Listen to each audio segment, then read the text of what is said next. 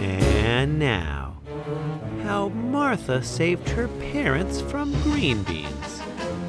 Written by David LaRochelle. Illustrated by Mark Fearing.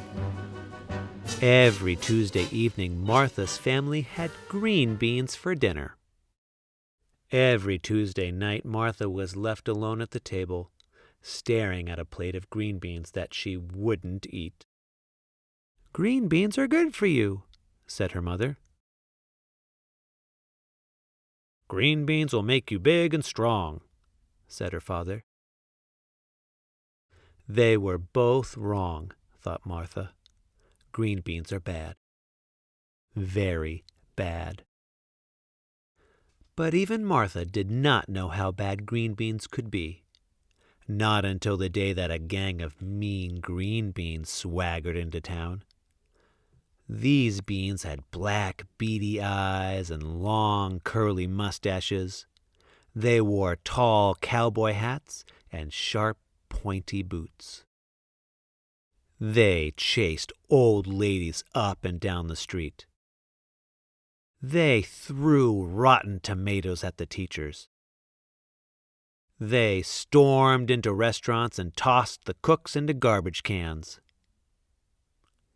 Anyone who ever said, "Eat your green beans," was in big, big trouble. Martha's parents were reading in the den when the beans barged into the house.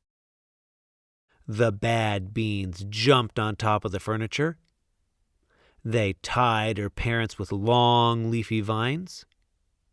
They whooped and hollered and made rude noises.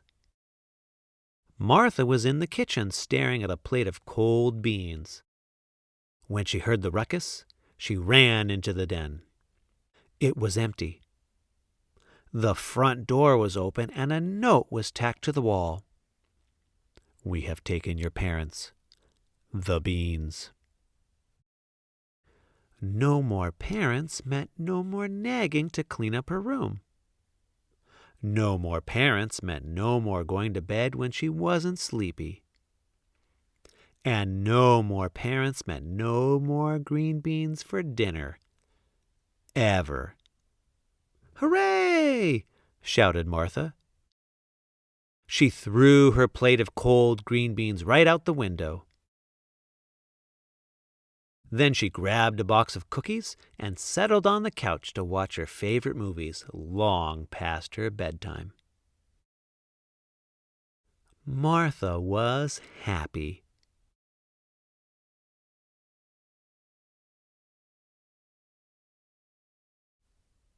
But not really. She missed her parents and wanted them back. By morning, she knew what she had to do. She marched out of the house and followed a trail of leaves that led her to a cave.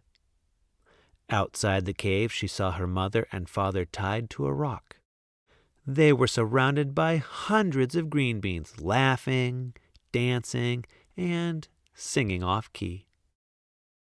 "Give me back my parents!" shouted Martha. The beans did not even look at her. "Untie them right now!" The beans only snickered. "Let my parents go, or I will—" "Or you will what?" said the beans. "Or I will eat you," said Martha. The air grew cold. The singing and dancing stopped. The leader of the beans stepped forward and spat on the ground.